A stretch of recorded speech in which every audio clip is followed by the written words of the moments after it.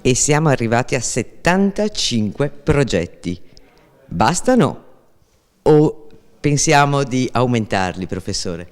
La città e tutta l'area metropolitana è stata molto attiva e presente nel proporci idee progettuali e progetti.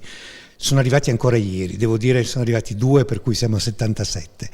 Io credo che partire, l'aver dato l'annuncio che l'Expo si fa, che è un'Expo diversa da quello che si poteva immaginare, non una semplice fiera, ma un progetto che prende in mano tutta la laguna e tutto il sistema di fiumi che ha a che fare con le acque della laguna, ha scatenato questa voglia di partecipare da tutta la parte di tutta la società civile.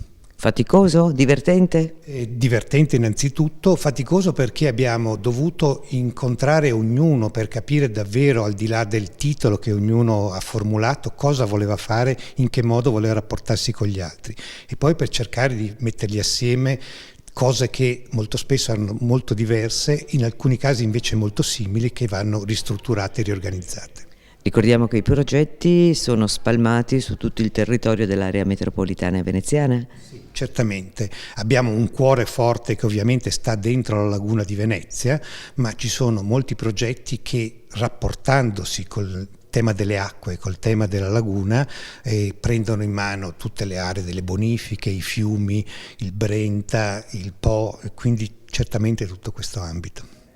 Professor Folin si sarebbe aspettato tanti anni dopo di occuparsi di Expo dopo quell'idea che c'era stata nel secolo scorso? No, ma sono due cose completamente diverse. E in cosa sono diverse? In questo, che l'Expo di qualche anno fa, come tutte le Expo, come l'Expo di Milano, sono luoghi chiusi, di carattere espositivo, entro i quali si entra per vedere una serie di cose.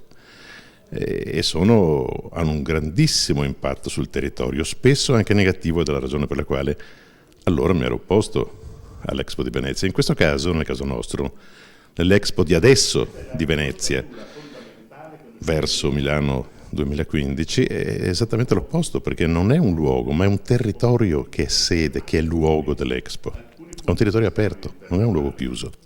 È un grande territorio che va da, come diceva prima Francesco, che va dal Piave da una parte al Po dall'altra, e in grande parte coincide con l'antico dogado veneziano.